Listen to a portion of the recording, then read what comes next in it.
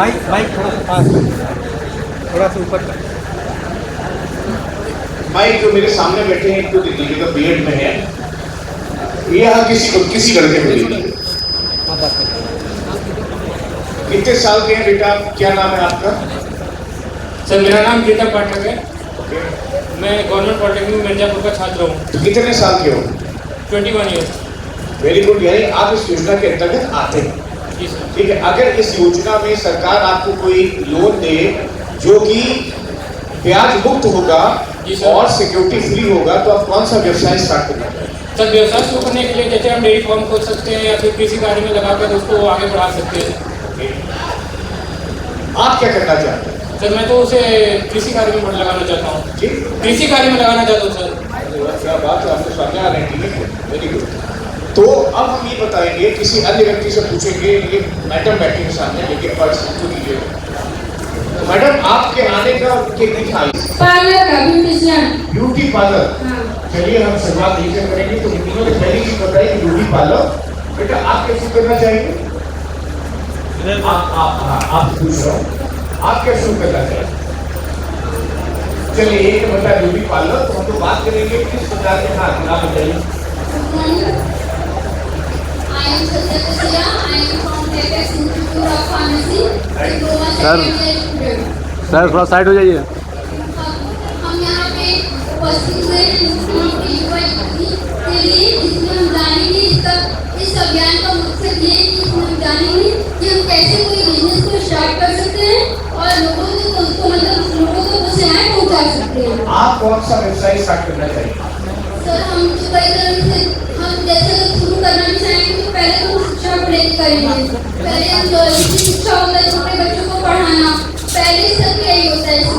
मैंने आपके प्रोजेक्ट के लिए प्लेस, ठीक है, हम लोग बात करेंगे लाइव यहाँ पे प्ले स्कूल की, हम लोग बात करेंगे ब्यूटी पार्लर की, हम लोग बात करेंगे सर्विस इंडस्ट्री की। ठीक है, तो अब मैं चाहूँगा हमें कोई भी बताए इस रोल के लिए अप्लाई कैसे करें। सरकार द्वारा लोन प्राप्त होते हैं। मेरा सवाल बड़ा सिंपल है, यहाँ जो लोग बैठे हुए हैं, अगर आपको इस लोन के लिए अप्लाई करना हो तो कैसे अप्लाई करें?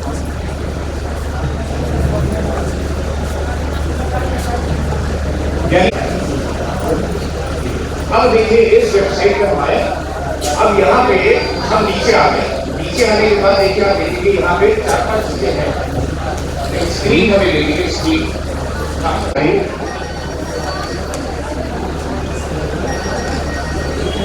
क्या आधार कार्ड है? क्या एज है? नहीं, तो आप नहीं कर सकते। यहाँ पे 21 साल से 40 वर्ष का व्यक्ति अप्लाई कर सकता है। मैं आपको दिखाऊंगा लाइव कैसे अप्लाई करेगा। सब लोग इसको बड़े ध्यान से देखना। यहाँ पे लिखा हुआ है, जो नई जानकारी उसको लेके भर दीजिए। जय आप इनकी सहायता करिए भरने के लिए। आपको लाइव आइडिया होना चाहिए कैसे हम अप्लाई करें।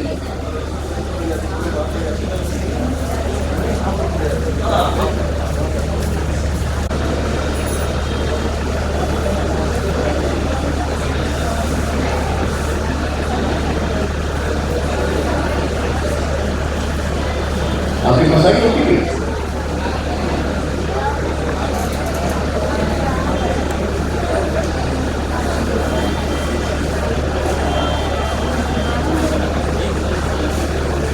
जानकारी ऐड करें, सब ऐड करिए जल्दी। आइडियाज हैं हम लोग कैसे क्या करेंगे, अब मैं आपको फिर से दिखाने जा रहा हूँ।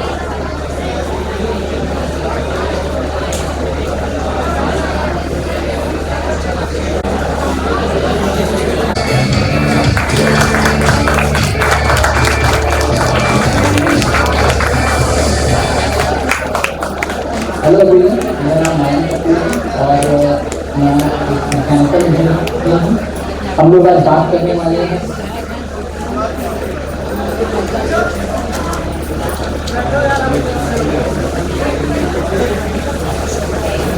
माननीय सदर विधायक पंडित रत्नाकर मिश्रा जी, आदरणीय चेयरमैन साहब श्री श्याम सुंदर केसरी जी का स्वागत है। सर ये आज का कैंप इसलिए है कि जो हमारे जैसे लास्ट फाइनल ईयर के बच्चे हैं ITI के, पॉलिटेक्निक के या किसी मैनेजमेंट कॉलेज के नर्सिंग के, कि वो जो फाइनल ईयर के बच्चे हैं उनको मोटिवेशन किया जा सके कि भाई वो आप लोग अगर उद्योग लगाना चाहते हैं तो कैसे है, क्या क्या संभावनाएं हैं, किसी क्षेत्र में आप इसका लाभ उठा सकते हैं। जो हमारी CM युवा योजना है जिसमें 5 लाख तक कर रहे हैं, ब्याज मुक्त है, 10% की सब्सिडी है, साथ में ब्याज नहीं देना है। तो कितनी फ्रेंचाइजी ले सकते हैं, कैसे फॉर्म भर सकते हैं, कौन सा सेवा क्षेत्र के कार्य कर सकते हैं, किस तरह के उद्योग लगा सकते हैं। तो योजना के बारे में ये सब जानकारी देने के लिए आज का कैंप शासन के निर्देश से लगाया गया है। तो इसमें से हमारे ITI के FX के बच्चे हैं, पॉलिटेक्निक के बच्चे हैं, स्किल डेवलपमेंट मिशन के हैं, ताकि हम उन्हें रोजगार की तरफ प्रेरित कर सकें। तो इस कार्यक्रम में जो हमारी जैसी परंपरा है, हमारी जो पुरातन परंपरा है कि हम मुख्य अतिथि का स्वागत करें। सबसे पहले सर मैं आपको सादर आमंत्रित करूंगा कि दीप प्रज्वलन कर कार्यक्रम का शुभारंभ करें। ध्यान देगा राजा भैया।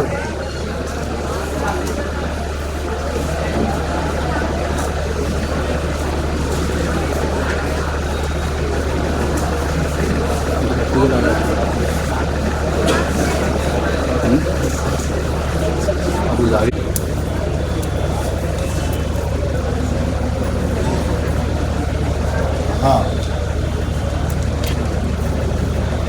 हाँ, दीप प्रज्वलन कर की बात कर रहा था। हाँ हाँ हाँ, नहीं यहाँ सिटी क्लब में हाँ। अच्छा हाँ हाँ, तो मुझे बात करो, देखिए बात करते हैं यहाँ खाली ऊपर में बात करते हैं।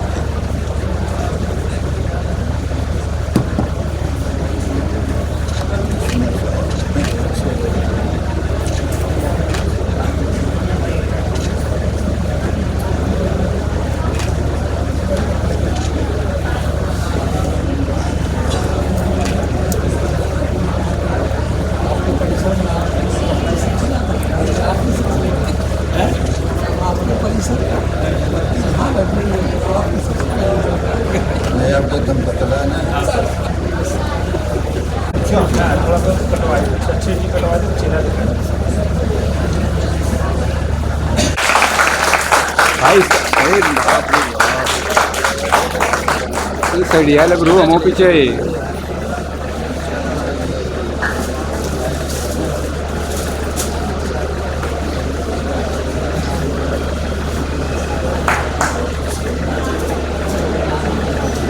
भाई साइड ना हो यार।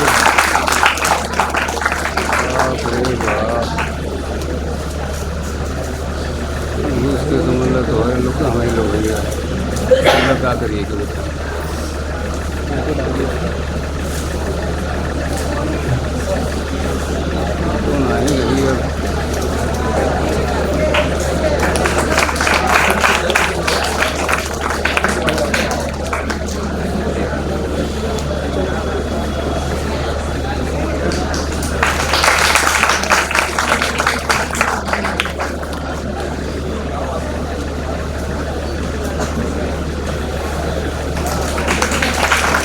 संजू भैया हल्का सा दबा ले आया करो साइड से।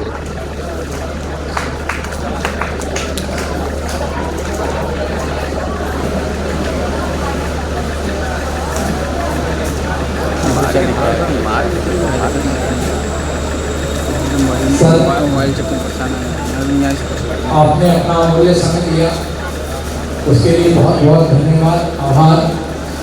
सर आपका आशीर्वचन बच्चों को मिल जाए, कुछ शोहरत भेजना आपको मिल जाए। पहले चेयरमैन साहब कुछ आपका संबोधन, आपका मार्गदर्शन जो हमारे युवा पीढ़ी है उनको मिल जाए।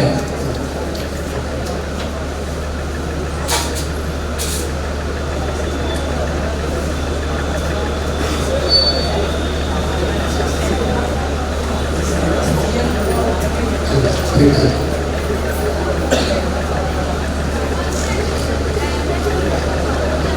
DMPSC साहब ने सीधे मुझे संबोधन के लिए दिया।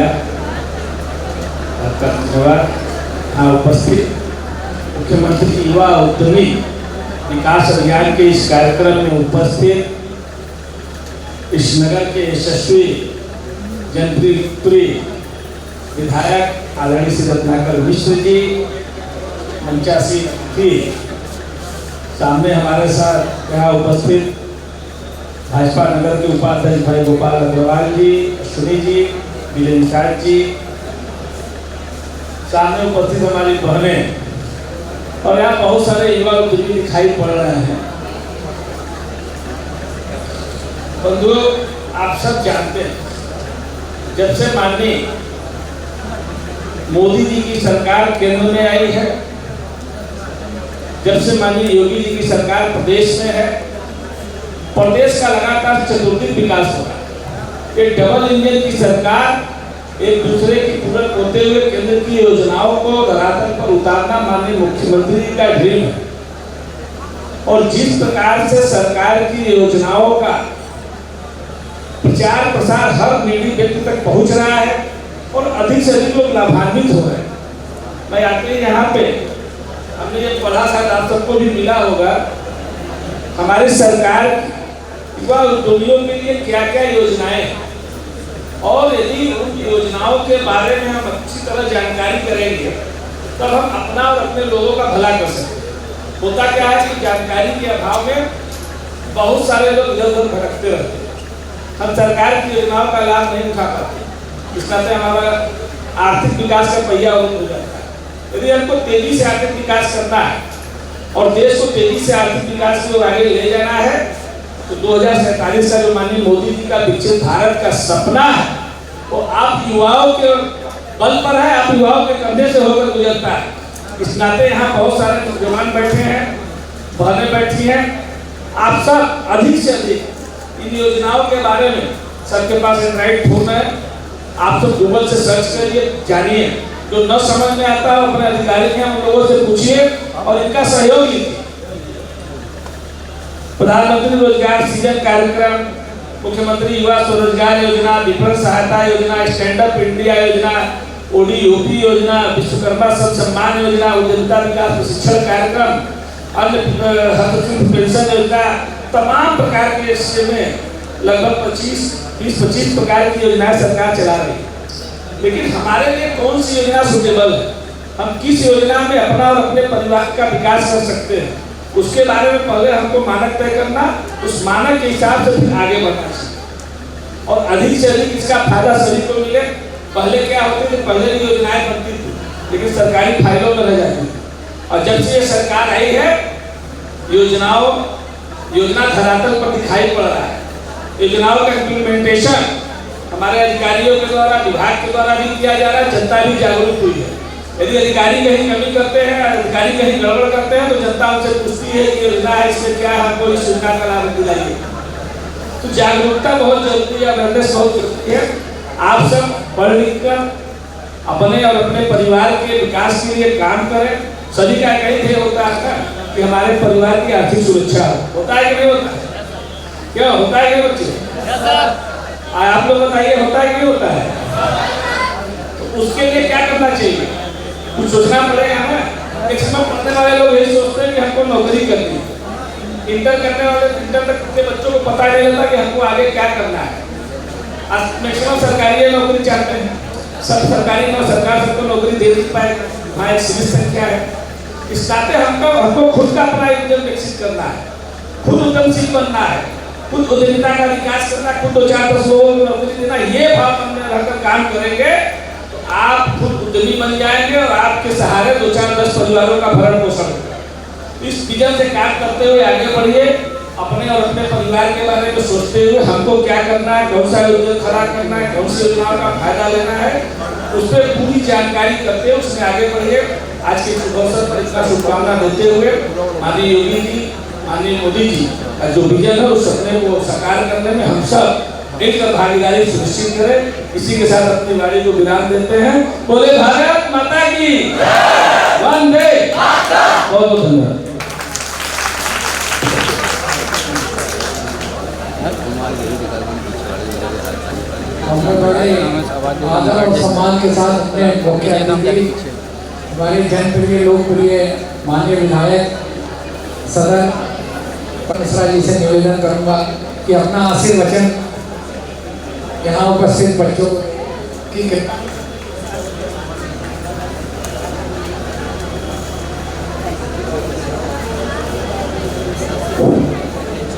सर्वप्रथम माँ विंध्यवासिनी को नमन करते हुए हमारे नगर पालिका के अध्यक्ष हमारे छोटे भाई माननीय श्री श्याम सुंदर केसरी जी, इनका नाम तो कई पड़ गया है, माननीय प्रभारी मंत्री जी इनका शर्मा नाम रख दिए हैं और कुछ लोग इनका सिंह भी नाम रख दिए, इनका नामकरण बदलता जा रहा है। और हमारे श्री वीरेंद्र कुमार जी, सम्मानित मंच सामने गोपाल, अश्वनी जी, सूरज जी और सभी हमारे भाइयों और हमारी बहनें, आज सीएम युवा रोजगार योजना के तहत यहाँ सभी लोग उपस्थित हैं। जब से माननीय नरेंद्र भाई मोदी जी आए और उत्तर प्रदेश में योगी जी का शासन आया है, आप लोग अगर इतिहास के इसमें कुछ लोग छात्र होंगे तो प्राचीन काल में गांव आधारित ही रोजगार था। जितना रोजगार था गांव के द्वारा ही शहर या कहीं भी जाता था, गांव से ही बनकर शहर जाता था। लेकिन भारत स्वतंत्र होने के बाद पूर्व सरकारें ने इसके किसी भी तरह से ध्यान नहीं दिया, जिसके कारण से मेरा गांव उजड़ता चला गया। आप सभी लोग जानते हैं कि शहर अगर बसेगा तो गांव अपने आप उजड़ जाएगा, अगर गांव बसा रहेगा तो गांव भी सुखी रहेगा, शहर भी सुखी रहेगा। क्योंकि गांव की तरफ से भोजन शहर जाता है कि शहर से भोजन गांव आता है। हमारे कितने नौजवान बेरोजगार होते चले गए, गांव आपका उजड़ता चला गया। लेकिन माननीय नरेंद्र भाई मोदी जी आए, पहला बजट सर्वप्रथम उन्होंने गांव गरीब किसानों के लिए खोलने का काम किए। आज भी वही है, कोई भी बच्चा किसानी नहीं करना चाहता, आज धीरे धीरे किसानी की तरफ जा रहे हैं क्योंकि उसमें फायदा ही नहीं था। और माननीय योगी जी जो रोजगार का शासन रोजगार का जो माध्यम उत्तर प्रदेश था, कोई यहाँ मिल फैक्ट्री बैठाना नहीं जा रहा था क्योंकि पूर्ण रूप से माफिया राज हो गया था। लेकिन माननीय योगी जी आए, इन्होंने जितने माफिया थे सबको धराशायी मिट्टी में मिलाने का काम किए। आज अच्छी अच्छी कंपनी उत्तर प्रदेश में आना चालू हो गया है। आप अगर देखिए तो भारत में टॉप 3 में उत्तर प्रदेश आज गिना जाने लगा, जैसे आपका बॉम्बे है और हैदराबाद, ये सब टॉप 3 में आज है। आज माननीय मोदी जी, योगी जी का है कि हर व्यक्ति को रोजगार का साधन, उसी तहत सीएम रोजगार योजना के तहत तमाम तरह से सुविधा दिया जा रहा है बैंकों के द्वारा। और माननीय नरेंद्र भाई मोदी अगर देखिए कि भारत का गिनती किस स्थान पर टॉप 10 में भी नहीं था, टॉप 10 में भी नहीं था, आज अगर देखा जाए 3 में आ गया। भारत अर्थव्यवस्था आज 3 में आ गया है। इसकी वजह से आप लोग जानते हैं कि अमेरिका जैसा राष्ट्र घबरा गया है, चाइना घबरा गया है।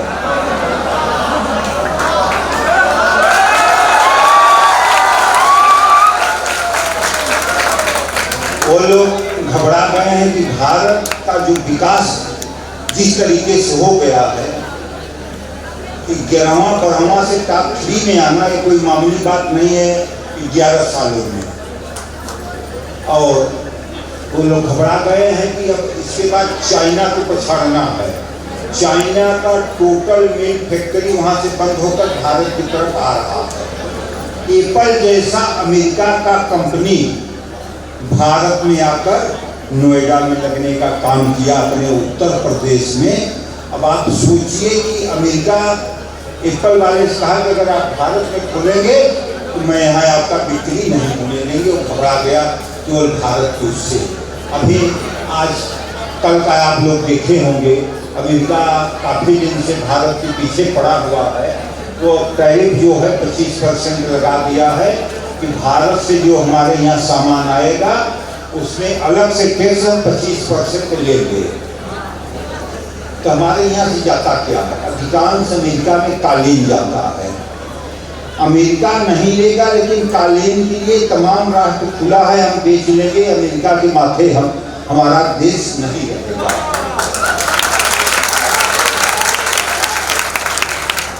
कल उनका ताजा बयान आया, अगर रूस से भारत देश डीजल पेट्रोल लेना बंद कर दे, क्योंकि यूक्रेन में कितने लोग मर रहे हैं भारत को नहीं दिखाई पड़ रहा है।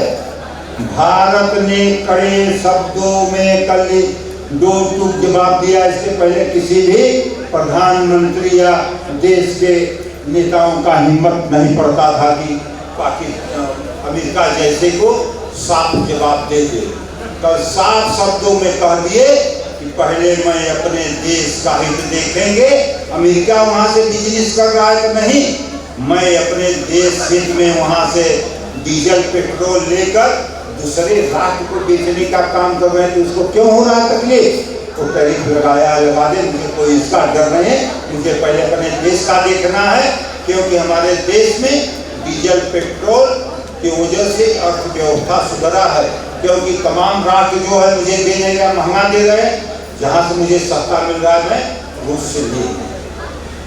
और ये जान लीजिए माननीय मोदी जी हैं, योगी जी हैं, हमारे रोजगार के जो युवा लोग हैं, ज़्यादा नहीं 4-5 वर्ष में हर व्यक्ति को रोजगार मिलने का काम होगा। अभी आप लोग सभी लोग जानते थे केवल बनारस जैसा बनारसी साड़ी का हब था, लेकिन हमारे मिर्जापुर में 2 ब्लॉक में खुल गया।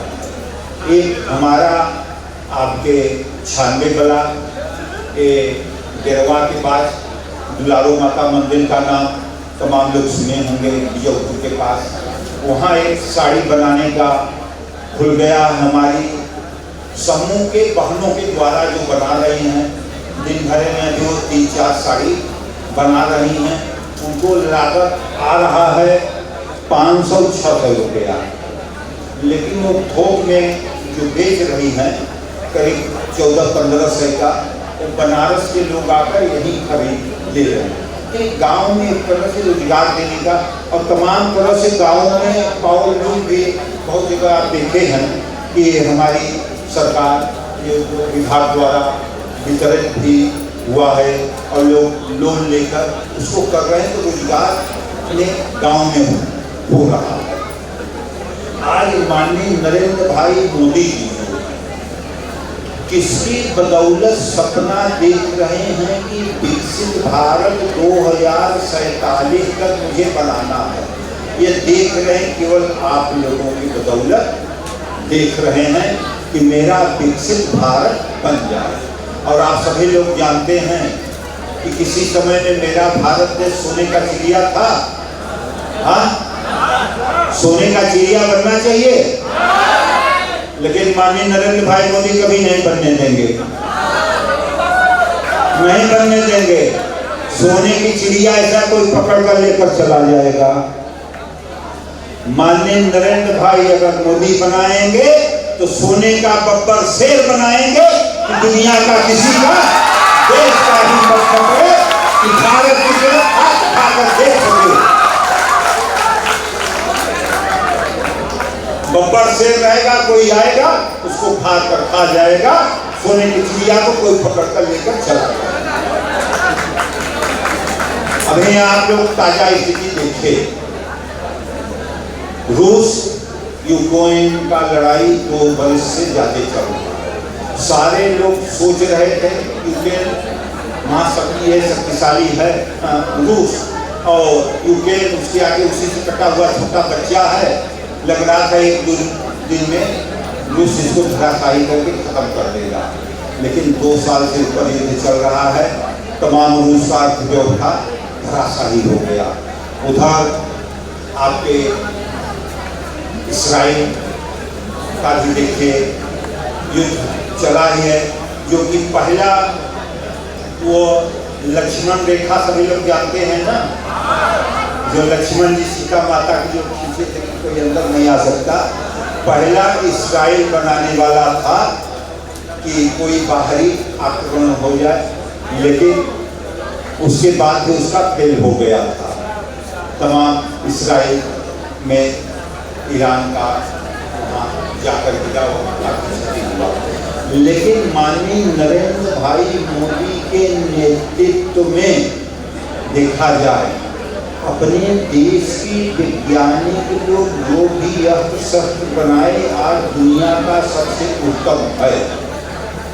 आप सभी लोग जानते हैं कि पहलगाम में पाकिस्तान के आतंकवादियों का आक्रमण हुआ था, उसमें कितने लोग मारे गए, बहुत लोग उसमें मारे गए थे। अभी तक दुनिया का पहला ऐसा कांड हुआ कि पर्यटक के साथ ऐसी घटनाएं हुआ जिसमें लड़के बच्चे परिवार के साथ जाने के बाद आतंकवादी आकर मारने के बाद और पूछे कि आप किस बिरादरी के हो।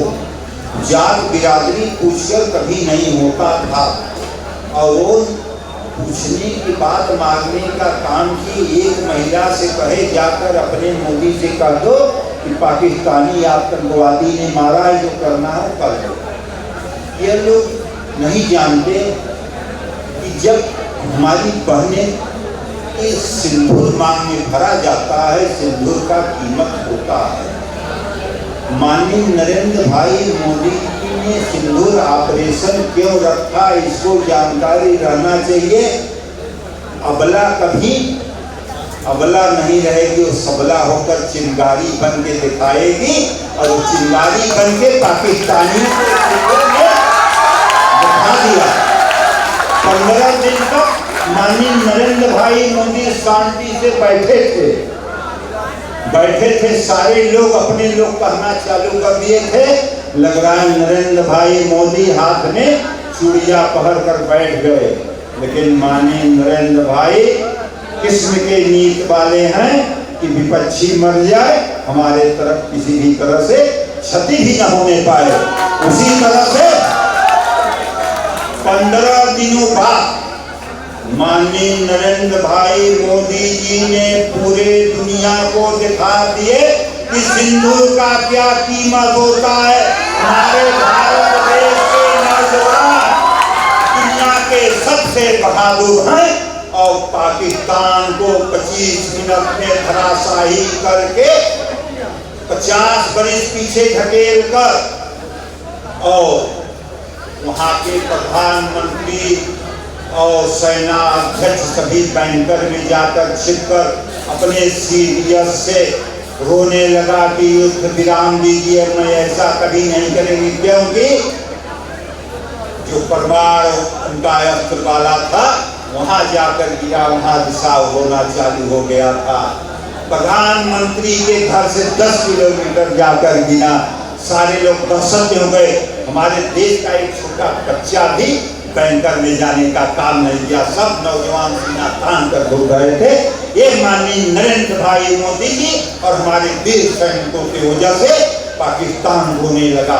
अमेरिका ने झूठा कहा कि मैंने युद्ध विराम दिलाया, क्योंकि उसको नोबेल पुरस्कार लेने के लिए माननीय नरेंद्र भाई मोदी जी ने साफ शब्दों में कह दिया कि युद्ध मैंने रुकवाया है, इसको खत्म नहीं किया है ऑपरेशन सिंदूर। अगर कोई भी आतंकवादी हमला होगा तो पाकिस्तान का हरकत माना जाएगा, अब मैं क्षमा नहीं करेंगे।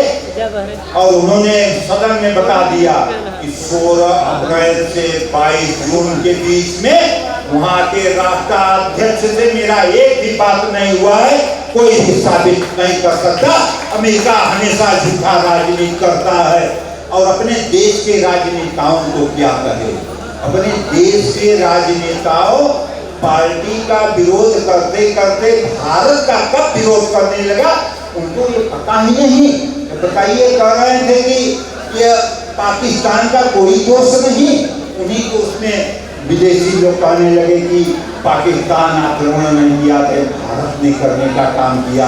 ये देशभक्ति नहीं, देशभक्ति यह है कि देश हित में किसी भी तरह अगर विरोधी को प्राप्त किया जाए उसका समर्थन करना चाहिए। जैसे अपने अटल बिहारी वाजपेयी जी ने 71 में जब इंदिरा गांधी जी ने बांग्लादेश और पाकिस्तान को अलग किया था, उस समय उन्होंने पूर्ण रूप से सरकार का समर्थन करके नौजवानों का हौसला बढ़ाने का काम किया था। और आप विश्वास करिए, माननीय नरेंद्र भाई मोदी जी 2047 तक भारत देश को बब्बर शेर बनाकर रहेंगे सोने का, इसमें कोई भी किसी भी तरह से संशय नहीं है। और एक अपना कहानी सुनाकर अपना बाड़ी समाप्त करते हैं। एक संत एक स्थान पर गए, वहाँ उनका बड़ा तिरस्कार हुआ। जब जाने लगे तो उन्होंने कहा कि यहीं बसे रहिए। आगे बढ़े, दूसरे स्थान पर गए, उनका बड़ा स्वागत सत्कार हुआ। जब वहाँ से बढ़े जाने लगे तो कहे कि सभी लोग गुजर जाएं। आज वही माँ विंध्यवासिनी से मैं प्रार्थना करते हैं कि आप लोग भी गुजर जाइए, दुखी मत होइए। उनका शिष्य पूछा कि गुरुजी एक आपने उल्टा जवाब दे दिया। उन्होंने कहा कि बुराई एक स्थान पर रहना चाहिए, अच्छाई पूरे दुनिया में फैलना चाहिए। उसी हिसाब से हमारे नौजवान जो यहाँ बैठे हैं पूरे दुनिया में जाकर छा जाए और पूरा दुनिया को कब्जा करने का सामर्थ्य रखते हैं, जिससे कि उनके माता पिता, उनके जिला प्रदेश और देश का नाम रोशन हो।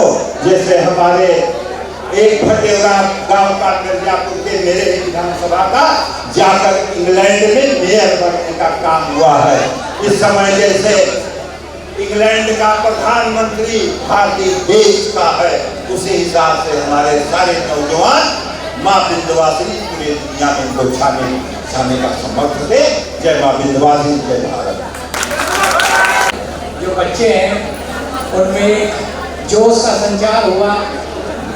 आपके ओजस्वी भाषण के दौरान कई बार बच्चे प्रेरित हुए, जो आपने इतनी प्रेरणादायी आपका ये उद्बोधन रहा। अपना समय देने के लिए माननीय चेयरमैन साहब, माननीय विधायक जी, आपका बहुत बहुत धन्यवाद। आपके इस मार्गदर्शन से हमारे जो यहाँ पे युवा बैठे हैं वो निश्चित रूप से प्रेरित होंगे, नए रोजगार को अपनाने की दिशा में अग्रसर होंगे और अवश्य ही इस जो कैंप है इस कैंप का लाभ उठाएंगे। साथ में जो आपने जितना ओजस्पूर्ण भाषण दिया है, जो प्रेरित किया है, उससे प्रेरित होंगे और प्रदेश के निर्माण में, राष्ट्र के निर्माण में अपनी महत्वपूर्ण भूमिका ये लोग अवश्य प्रदान करेंगे, अपना योगदान देंगे। आपका अपना अमूल्य समय देने के लिए सर बहुत बहुत धन्यवाद।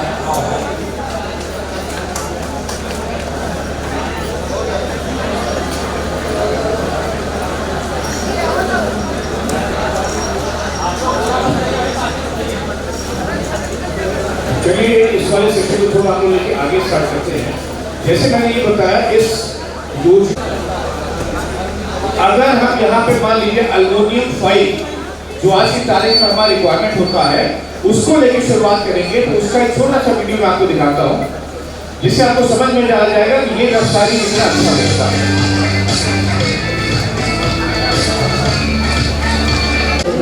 चीज़ों को बचाना होता है, वहाँ पर भी ट्रेनिंग प्रोडक्शन ये सब चीजें इसमें आएंगी। बैंक का इकाई में ये सारी चीजें इसमें हैं, ठीक है।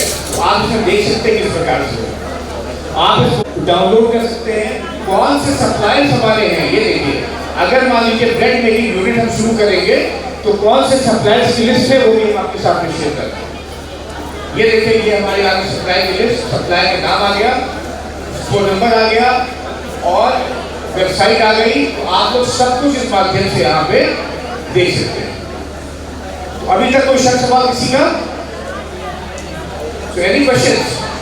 तो मैंने बात की industrial documentary, expert talk, project report और सप्लायर। अब हम आते हैं इंक्यूबेशन।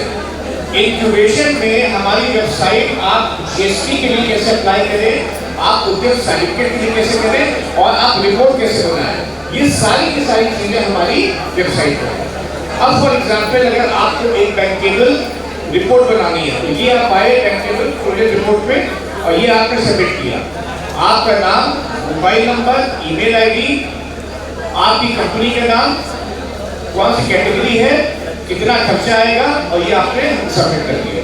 तो ये पूरी एक आसान प्रक्रिया है। जैसे मैंने अभी आपको लाइव दिखाया था आप कैसे अप्लाई करें, उसी प्रकार से आप प्रोजेक्ट की रिपोर्ट कैसे बनाएंगे, जीएसटी कैसे अप्लाई करेंगे, एक्सपर्ट टॉक हो सकते हैं। फिर आता है नर्सरिंग। नर्सरिंग में आप जो भी इंडस्ट्री चूज करेंगे, मैं एक एग्जांपल दिखाता हूँ, उस इंडस्ट्री के जो भी एक्सपर्ट्स हैं, अगर फॉर एग्जांपल आप मिठाई की दुकान खोलना चाहते हैं तो ये देखिए उसमें भी एक्सपर्ट्स की राय क्या है। अगरबत्ती, एल्युमिनियम फॉइल मैंने दिखाई दिया है, ब्रेड, बेकिंग यूनिट, चॉकलेट बनाना, चटनी और सॉस, ठीक है। इसके अलावा आपका हो गया फास्ट फूड। अब मैं एक और चीज दिखाना चाहूंगा जो कि माननीय सीएम साहब कई बार से बोल रहे हैं और अभी लखनऊ की कॉन्क्लेव में उन्होंने बोला था कि बिजनेस और नीड्स। कि बेटा आप लोग ध्यान से सुन लो, हो सकता है अभी आपके काम ना आए, अभी लगे कि हमारे किसी काम का नहीं है, लेकिन भविष्य में आपके किसी परिवार के परिजन के किसी भाई बहन रिश्तेदार नातेदार को आप लोग बता सकते हैं कि ये योजना है और ये काम कर सकते हैं। तो अभी हो सकता है कि सीधे आपकी जरूरत का ना लगेगा, काम ना हो, इन फ्यूचर कुछ हो सकता है आप लोगों में से कोई ऐसे लोग हों, 2-4 लोग निकल आएंगे जो अपना उद्योग लगाना चाहें, यहीं से प्रेरित होंगे। तो कैसे कर सकते हैं, वो अच्छी जानकारी आपको मिल रही है, तो ध्यान से सुन लीजिए प्लीज। अब मैं चाहूंगा आप लोग बताइए, अगर हमको बिजनेस और डील्स यानी व्यवसाय किसी ई रिक्शे में करना है तो हम चाट खोल सकते हैं, हम मोबाइल बेकरी खोल सकते हैं। तो मैं फूड ट्रक का एक छोटा सा वीडियो आपके साथ में शेयर करूंगा। क्वेश्चन आंसर क्या होगा। अब मैं चाहूंगा आपके कोई सवाल है तो मैं उनको लेकर एड्रेस करूंगा। उससे पहले मैं आप सबका परिचय कराना चाहूंगा हमारे सीएम फेलो से जो यहाँ पे बेस्ड हैं, वो अपना नाम बताएंगे और अपना फोन नंबर। तो अगर अपना व्यवसाय शुरू करने में आप लोगों को किसी भी प्रकार की समस्या आती है तो आप हमारे सीएम फेलो जो कि यहीं पे बेस्ड हैं, आप उनसे लेके अपना संपर्क कर सकते हैं। तो मैं रिक्वेस्ट करूंगा हमारे सीएम फेलो साहब से। सीएम फेलो साहब स्टेज पे आ जाइए, अपना नाम, अपना परिचय बताइए, अपना फोन नंबर बताइए। मेरा नाम आरुफ अली खान है, मैं सीएम फेलो हूँ। आप मेरा फ़ोन नंबर ले सकते हैं, कोई भी क्वेरीज हो, कोई भी फॉर्म में दिक्कत आ रही हो, आप मेरे से कॉन्टैक्ट कर सकते हो। मेरा फ़ोन नंबर है 7905655576 7905655576। Thank you. नमस्कार, मेरा नाम आशीष कुमार है, मैं सीएम फेलो हूँ जिला उद्योग केंद्र मिर्जापुर में। आप लोग कभी भी मुझसे संपर्क कर सकते हैं, मेरा फोन नंबर भी नोट कर लीजिए। सीएम युवा से रिलेटेड कोई भी क्वेरी हो, फॉर्म भरते समय कोई भी दिक्कत हो, आप लोग मुझे कांटेक्ट कर सकते हैं। और भी अगर कोई समस्या आ रही है तो आप जिला उद्योग केंद्र भी आके मिल सकते हैं। मेरा फोन नंबर नोट कर लीजिए 9522 92 0610। रिपीट कर दे रहा हूँ 9522 92 0610। Thank you. और मैं चाहूँगा आप लोगों के कोई भी सवाल हो वो हमसे पूछें। पिछले 2 घंटे से हम लोगों ने जो भी चर्चा की है, लाइव डेमोन्स्ट्रेशन आपको दिखाया, एक व्यक्ति का यहाँ पे लाइव रजिस्ट्रेशन भी करवाया। इस प्रोसेस में किसी का कोई शक, सवाल, कोई समस्या या कोई चीज नहीं समझ में आती है? फॉर्म भर दिए हैं, वो यहाँ पे फॉर्म को सबमिट कर सकते हैं। ठीक है, अब अगर आपकी कोई शक सवाल नहीं है पिछले 2 घंटे के प्रोग्राम में, तो मैं यहाँ पे अपनी वाणी को देता हूँ विराम और मैं सर से रिक्वेस्ट करूंगा एक बार आप सबको एड्रेस करें। लंच की व्यवस्था भी है, ठीक है? ये आपको वही मिलेगी, तो आप बैठ जाइए, उसके बाद सेकंड सेशन शुरू होगा।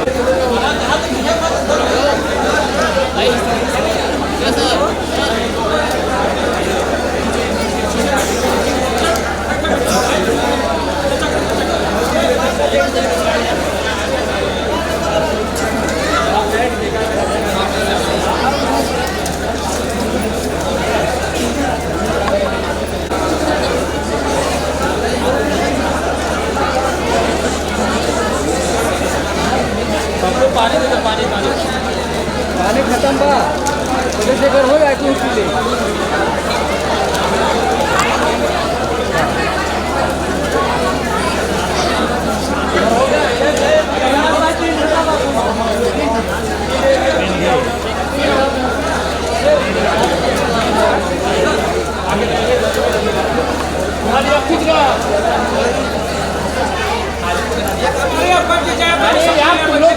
कल लो जो है करना है। चलो मैडम आगे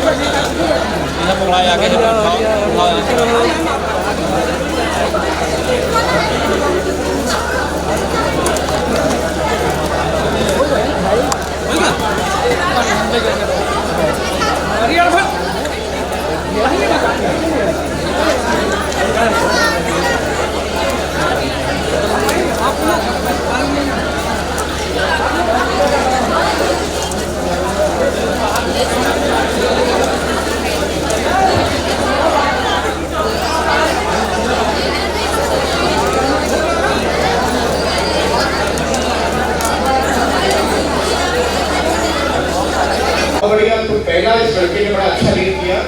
मैं चाहूंगा तुम दूसरा भी लीड करो, फिर मैं किसी और को बुलाऊंगा। दूसरा क्या आता है, पात्रता मानदंड क्या है, यानी कौन लोग इस योजना के पात्र?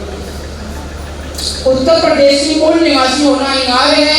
आयु 21 वर्ष से 40 वर्ष होना चाहिए।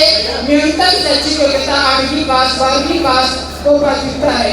किसी मान्यता प्राप्त भाई जोर से तालियां बजा दो इसके लिए, तो लीड किया कर चुका। ठीक है, अब मैं मैडम आपसे रिक्वेस्ट करूंगा, आप आ जाइए प्लीज। ठीक है, गवर्नमेंट कॉलेज चुनाव मिर्जापुर एंड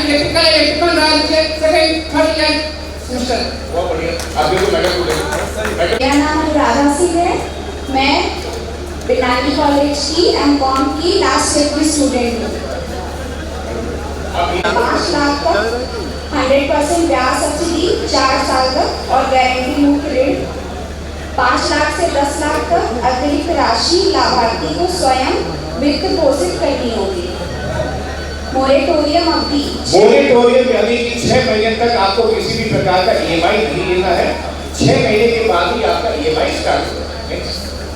CGTMSE कवरेज राज्य सरकार द्वारा 4 साल तक प्रदान किया जाएगा। यानी उस क्रेडिट पे गारंटी राज्य सरकार ने एक वाला फिर पड़िएगा, चरण 2 वाला नहीं, मार्जिन मनी की आवश्यकता क्या? हाँ, ये पड़िएगा। सामान्य वर्ग 15%, OBC 12.5%, SC ST दिव्यांगजन पिछड़े क्षेत्र के लाभार्थी 10%। बहुत बढ़िया। अब आपकी जगह पे और किसी की जगह पे होगा। बिल्कुल लास्ट जो लड़के बैठे होंगे उसको एक आ जाए प्लीज। जो लड़के लास्ट में बैठे होंगे से कोई भी एक आ जाए। लड़के ज्यादा शर्मा रहे को लग रहा है। जो लड़के लास्ट में बैठे हैं कोई आ जाए। मैडम आप आ जाइए, आप आ जाइए, आ जाओ भाई। तो थैंक यू, जोर से ताली बजा दीजिए मैडम के लिए भाई। स्टेज पे बोला है। आप भी आइए, आप भी आइए।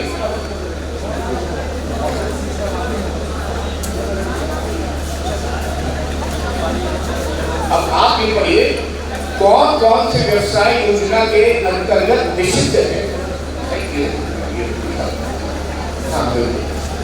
नमस्कार, मैं अंशिका मलिया डिग्री कॉलेज की एमकॉम लास्ट ईयर की स्टूडेंट हूँ। कौन कौन से व्यवसाय योजना के अंतर्गत निषिद्ध है? शराब और तंबाकू उत्पादन, गुटखा पान मसाला, पटाखा निर्माण, 40 माइक्रोन से कम प्लास्टिक बैग निर्माण, अन्य सरकारी प्रतिबंधित उद्योग। और अगला है, इस योजना के तहत अतिरिक्त लाभ उपलब्ध है। हाँ, डिजिटल लेन देन प्रोत्साहन के तहत प्रति लेन देन 1 रुपया दिया जाएगा, अधिकतम 2000 प्रति वर्ष। आप कहें कौन कौन से बैंक ऋण प्रदान करते हैं? हाँ, My name is Adarsh Kumar Shukla, Apex Institute of Pharmacy, we form 4th year. कौन कौन से बैंक ऋण प्रदान करते हैं? सभी राष्ट्रीयकृत बैंक, अनुसूचित बैंक, ग्रामीण बैंक और RBI द्वारा अनुमोदित वित्तीय संस्थान इस योजना के तहत ऋण प्रदान करते हैं। नेक्स्ट, योजना के लिए आवेदन कैसे करें? ऑनलाइन आवेदन करें। msup.government.in। दस्तावेज अपलोड कैसे करें? आवश्यक दस्तावेज पेन, हस्ताक्षर, फोटो, परियोजना रिपोर्ट, शपथ पत्र, संबंधित बैंक की पासबुक और प्रमाण पत्र, प्रशिक्षण, आयु, योग्यता, निवास, ऋण स्वीकृत एवं सब्सिडी विवरण। बैंक द्वारा परियोजना मूल्यांकन के बाद सीधे बैंक खाते में सब्सिडी ट्रांसफर की जाएगी। अब पढ़ो, क्या GST और ITR आवश्यक है? ये मैं इसलिए आप लोगों को बता रहा हूँ, आपको सवाल नहीं पूछ रहे, इसलिए मैं यूज कर रहा हूँ। नहीं, यह योजना नई उद्यमियों के लिए है, अतः GST पंजीकरण और ITR अनिवार्य नहीं है। बहुत बढ़िया, जोर से ताली बजा दीजिए उसके लिए। मैडम आप आइए।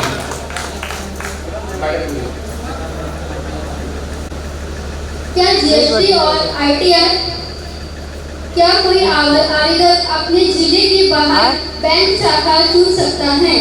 नहीं, ऋण केवल आवेदक के जिले की बैंक शाखा से ही उपलब्ध होगा।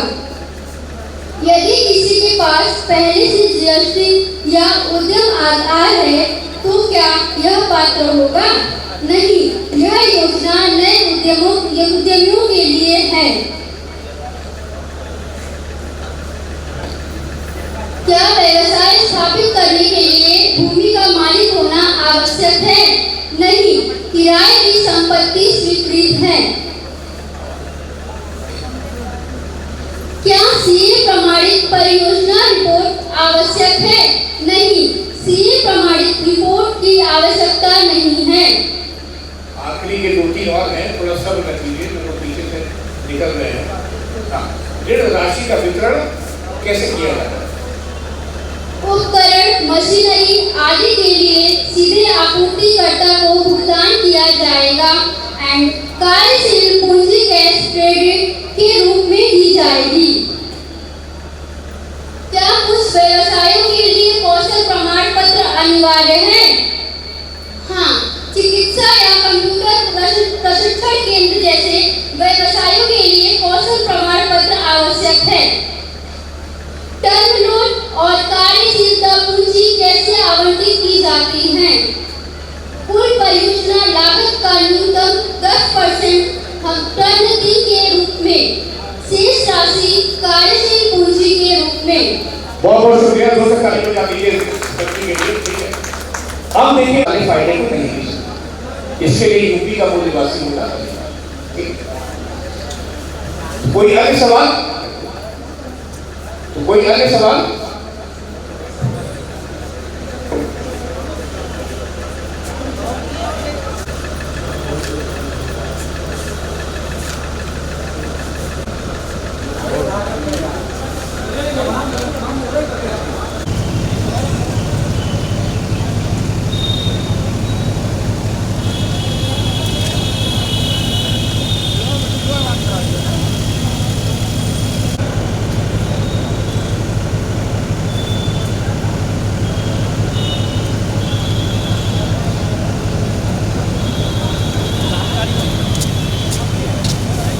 खाया मुँह धुले यार।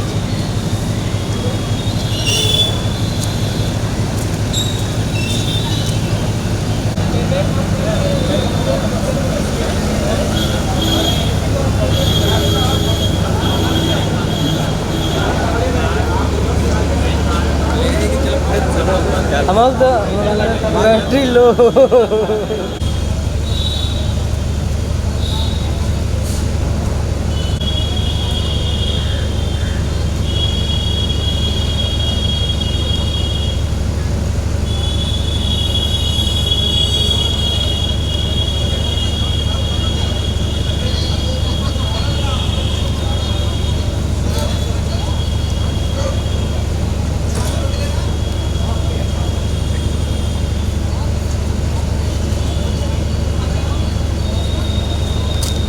ये फर्स्ट आउट है। अब मेरा अगला सवाल आता है फॉर द बैंकर। सर आप लोगों की कोई क्वेरी? अगर नहीं है तो फिर मेरी कुछ होगी क्वेरी, मैं उसकी बात करूंगा। अगर ये स्क्रीन लगवा दो। कौन से बैंक से हैं आप? State bank. बहुत बढ़िया, बैठिए। तो पहला क्वेरी है जो अभी तक कंपाइलर को नहीं है, मैं सीधे उस पर आऊँगा। उससे पहले मैं कुछ सवाल आप लोगों से पूछूंगा। सर आप बताइए, इस लोन के लिए ये युवा वर्ग जो है कैसे अप्लाई करता है? हाँ,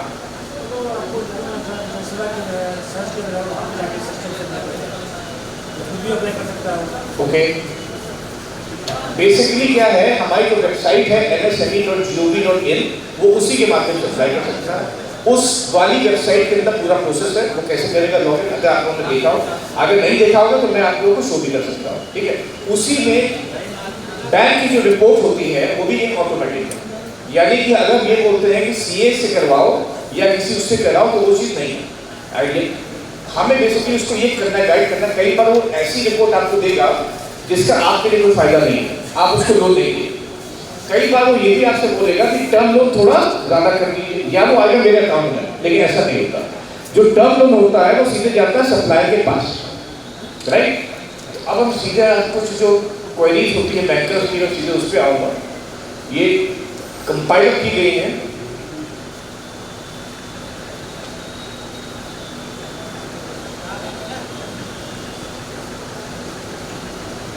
फाइन, सामने प्रोजेक्ट भी चल गया है। तो अब मैं सीधे आता हूँ scheme overview, common concern related.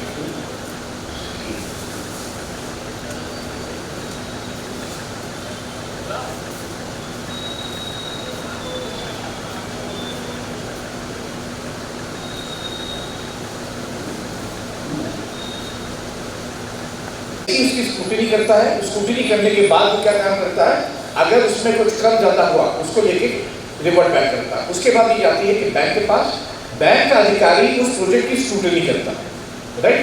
Scrutiny करने के बाद अगर वो प्रोजेक्ट सही होता है तो बैंक नोडल के पास जाता है, फिर जाता है मिशन ऑफिस और फिर पूल अकाउंट से उसको यहाँ पे इशू करता है। अब मैं दिखा दूँ जो आप लोगों की क्वेरीज है विदाउट वेस्टिंग टाइम। इन्होंने बिल्कुल सही बताया था। सामने देखिए, सामने ये स्क्रीन है जिसमें था msme.up.gov.in, वो इसके माध्यम से अप्लाई कर सकता है। ये पूरा प्रोसेस है। न्यू लॉगिन, ठीक है, तो नया जो भी होगा वो अपने आप को ऐसे रजिस्टर करेगा जो उन्होंने फर्स्ट हाफ में लाइव दिखाया था। फिर वो अपना आधार नंबर डालेगा, वैलिडेट करेगा ओटीपी के माध्यम से और अपने जितने भी व्यक्तिगत होंगे डिटेल्स वो सब देके फिल करेगा। ये देखिए, ये उसका सक्सेस हो गया, यूजर आईडी आ गया, पासवर्ड आ गया। अब हमारे एप्लीकेंट जो सबसे बड़ी गलती करते हैं, जब वो इस वाली स्क्रीन की फोटो नहीं लेते तो कॉल सेंटर में कम से कम 2 से जो आती हैं वो कॉल्स को ये आती है सर हम लॉगिन नहीं कर पा रहे, राइट? तो ये इशू हो गया। ये आपके साथ ये आती है समस्या सर? अच्छा, ओके। तो यानी DIC के जो है वहां से सपोर्ट मिल जाता है कि अगर ये वाला इशू आ रहा है, ठीक है। फिर वो अपना पासवर्ड चेंज करता है। ये देखिए, ये उसके अपने जितने व्यक्तिगत होते हैं डिटेल्स, बैंक का डिटेल, ये सब उसने किया, प्रोजेक्ट का नाम, टोटल कितना खर्चा है ये सब, और उसके बाद ये आ गया रिगार्डिंग द बैंक का नाम आ गया है, बैंक का कोड आ गया है, IFSC, निकटतम कौन सी शाखा है, शाखा संख्या क्या है, ठीक है, खाते में जमा धनराशि कितना है, स्वयं का अनुदान कितना है, यानी खुद का कॉन्ट्रीब्यूशन। फिर देखिए वो प्रोजेक्ट प्रपोजल होता है, उसको लेके भरता है और भरने के बाद ये देखिए ये उसने सबमिट किया। साथ में जो डॉक्यूमेंट चाहिए होते हैं वो आधार, पैन, जाति प्रमाण पत्र, रेजिडेंस प्रूफ, ट्रेनिंग सर्टिफिकेट, उद्यम, passport size photo, bank details, affidavit, proof of the business place, cost, ये सब चीजें। अपनी फोटो लगाता है, ये ऑटोमेटिकली फॉर्म आ जाता है और सबमिट हो जाता है। फिर बैंक स्क्रूटनी करता है और देखता है। अब जो कुछ सवाल अभी तक आए हैं जो कि बैंकर से रेज किए थे, यानी बैंकर्स क्वेरी, तो पहला क्या आता है कि अगर किसी एप्लीकेंट ने लोन लिया है मुद्रा से या किसी अन्य स्कीम में विदाउट एनी सब्सिडी, ग्रांट या बेनिफिट, तो वो क्या अप्लाई कर सकता है? तो ये देखिए आंसर है, as per the geo of the scheme, the same is permitted if any applicant has taken any loan covered under CGT NC scheme, right? तो ये वाली क्वेरी से पहले ये आती थी बैंक्स की, तो ये CM ऑफिस से और लेकिन होता है हमारे CAs है उन्होंने लिखे क्या किसी परिवार के 2 व्यक्ति लोन को ले सकते हैं? तो यहाँ पे कोई परिवार की डेफिनेशन नहीं है। 21 से लेकर 40 वर्ष की एज के 2 लोग इस वाले लोन को ले सकते हैं, राइट? अगला देखिए आता है, if any member of the applicant family is under a defaulter category. अगर मान लीजिए किसी फैमिली में एक व्यक्ति डिफॉल्टर, सिविल भी खराब है उसका, तो क्या बैंक उस अन्य व्यक्ति को, ये चीज डिपेंड करती है ऑन द बैंक। अगर बैंक की देना चाहे, क्योंकि देखिए बैंक के पास फर्स्ट हैंड आइडिया होगा कि भैया ये आदमी शुरुआत का चोर, तो ये आपके ऊपर आता है। यहाँ आ गया कि ये अच्छा, ओके, अभी नहीं होगा सर, आप बताइए प्लीज। मैं जब माइक देती हूँ, ओके। और चलिए हमें एक चीज और बड़ी बताइए, किस प्रकार के लोगों को लोगों ने ब्यूटी पार्लर हो गया, ये सब किस प्रकार के? सर इसमें थोड़ा इशू ये इस तरह का आता था, सेंटर स्पेसिफिक हो जाता है, जैसे किसी एक सेंटर पर अप्लाई हो रहा है तो सारे आटा चक्की के यूनिट वही लग रहे हैं। बहुत सही बात बोली, मैं ये चीज सुनना चाह रहा था। आप बताइए कितनी आटे की चक्की हो जाएगी? हाँ वही थोड़ा सा आगे का बैठेगी, निकलेगी नहीं निकलेगी, चलेगी नहीं चलेगी, बहुत। मैं इसी पॉइंट को देख रहा था। ये बैंक की क्वेरी थी कि सर हमारे पास तो सिर्फ ब्यूटी पार्लर है, हमारे manufacturing, service, franchise and BOW, यानी बिजनेस और मीन्स।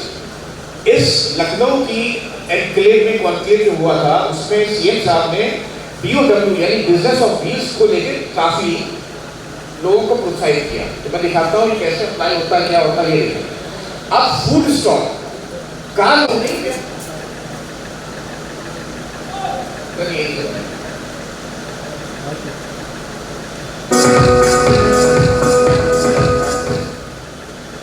नमस्कार, मेरा नाम पीयूष गुप्ता है और मैं डिजिटल मार्केटिंग और ई-लर्निंग बिजनेस एंटरप्रेन्योर हूँ। और आज मैं आपके सामने एक नवीनतम बिजनेस आइडिया लेकर आया हूँ जिसका नाम है मुझे चाय और कॉफी की दीवानी। यदि इस दीवानगी को हम एक बिजनेस से कन्वर्ट कर पाए और इन कैश कर पाए और प्रॉफिट दे पाए तो क्या ही होगा। तो देखिए इसी के बेसिस पर आज हम आपके सामने ये बिजनेस आइडिया लेकर आए हैं। एक अनुमान है कि यदि दुनिया भर में 5 लोग चाय पी रहे होंगे तो उसमें से 2 भारत के, 2 चीन के और 1 किसी अन्य देश का हो सकता है। तो चाय के प्रति भारतीयों की डिमांड किसी से कम नहीं है। बढ़िया सेवा दी जाए और साथ साथ उन्हें ऑप्शंस दिए जाएं, इनोवेशन किया जाए, तो ये बिजनेस बहुत ही जल्द प्रॉफिटेबल हो सकता है। तो थोड़ा सा बिजनेस के बारे में जानते हैं। हम एक जो प्लान कर रहे हैं वो है एक फूड बैंक, जिसे हम एक चाय के स्टॉल के तौर पर यूज करेंगे। जो इंटरेस्ट काट ले रहे हैं, इंटरेस्ट शुरू से काट ले रहे हैं, लेकिन इंटरेस्ट नहीं कटेगा उसका, उन सब इशू के लिए जैसे बहुत सारे वो वाले इशू हमारे आप जो क्वेरी हो वो क्लियर करना। मेरे हिसाब से आप शायद उस समय देख ही रहे थे, बैंकर्स की क्वेरी मैंने स्टार्ट की है। वो सब क्वेरीज अभी तक जितने प्रोग्राम्स हुए हैं उसमें बैंकर्स की क्वेरी थी, शायद मैंने शेयर भी किया था कि वो आप ही लोगों की क्वेरीज थी, मैंने अभी आप लोगों को दिखाई। मैं यहाँ पे आप लोगों की ये क्वेरी होती है कई बार कि भैया जो प्रोजेक्ट आता है वाइबल नहीं। मैं आपको ये जो दिखा रहा हूँ ये मैं इससे दिखा रहा हूँ कि कई बार हम लोग का भी बनता है फर्स्ट बेटा ये वेबसाइट खोलो, इसमें 370 व्यवसाय हैं, उनमें इसको नया चूज करो। सिर्फ जैसे कि सर ने बताया था वो क्या था, आटे की चक्की। हर आदमी अगर आटे की चक्की लगाएगा एक प्लेस पे तो मेरे हिसाब से वो व्यवसाय कभी भी सफल नहीं होगा, आपकी EMI नहीं है। Am I right or no? तो ये दिखाने के पीछे मेरा उद्देश्य ये है, ठीक है। अब मैं मेरा एक क्वेश्चन जी इसमें आपने कहा कि कोई एप्लीकेंट साइट पे जाकर अप्लाई करता है, तो साइट में कैसे भी आप संस्था में से अप्लाई करते हैं, सैलून बनाने के लिए अप्लाई करते हैं, उसमें जो ब्यूटी पार्लर लगाना है या सैलून लगाना है, तो वहाँ लगाने के लिए 80 to 90% पैसा चाहिए, क्योंकि AC लगाना है, कैबिनेट बनाना है, शीशा लगाना है, चेयर खरीदना है, तो ये टैक्स हो जाएगा, मतलब ये पैसा एक बार देंगे। और वो वर्किंग कैपिटल की ज़्यादा बता, वर्किंग कैपिटल 10 से 20 हज़ार रुपये चाहिए, 50,000 चाहिए, और उसमें क्या होता है, इसका उल्टा होता है। तो हम लोग पास वो भाईवा का रेटर का उल्टा रहता है, और जितने प्रपोजल लिए जा रहे हैं 70-80% ऐसे जा रहे हैं उसमें, सैलून और ब्यूटी पार्लर में। और लोग क्या करते हैं, कह रहे हैं किसी वाला पैसा कैसे निकाल के प्रपोजल कर लेंगे और तो हम करेंगे ही नहीं। देखिए ऐसा नहीं, CC आज जो प्रोडक्ट है वो बहुत महंगे आ रहे हैं, पता लगा कि आपका जो 1 लाख का 1.5 लाख का आ जाएगा, तो अच्छा अच्छी कंपनी का ब्रांडिंग कंपनी के लेंगे उतने 10-20 हज़ार में पता लगा कि 5,000 की एक ही छोटी सी क्रीम आती है ना। आप किसी अच्छे ब्रांड के ले लें तो पता लगा 5,000 का आपने एक फेशियल की भी आएगी, तो पता लगा कि वो उनको रखने हैं तो कम से कम अगर अच्छा कोई है तो 1-1.5 लाख का ये सब मेरा से कहना है कि जब ये लगाई वहाँ पे थोड़ा इसमें हो जाएगा ना, प्रोजेक्ट रिटर्न नहीं है, लेकिन उसमें जो है ना वो अभी सर मिर्जापुर में 8-10 सैलून है जो आपने बताया, इस लेवल के 8-10 सैलून है, लेकिन बाकी जो लोग सैलून जो लगाने जा रहे हैं वो सब आपको लोग का टीम लगा रहे हैं, वहाँ इतने बड़े प्रोडक्ट नहीं रखेंगे।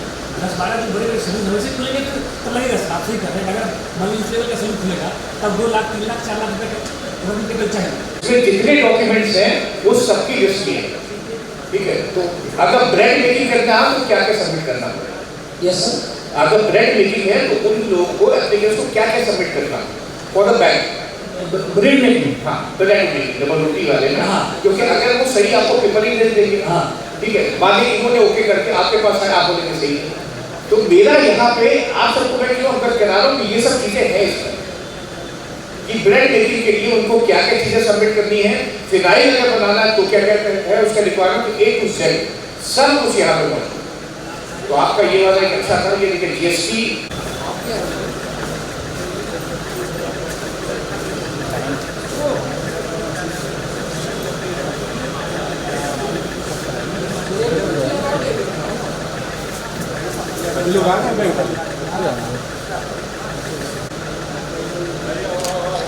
मोबाइल थोड़ा पीछे कर सर,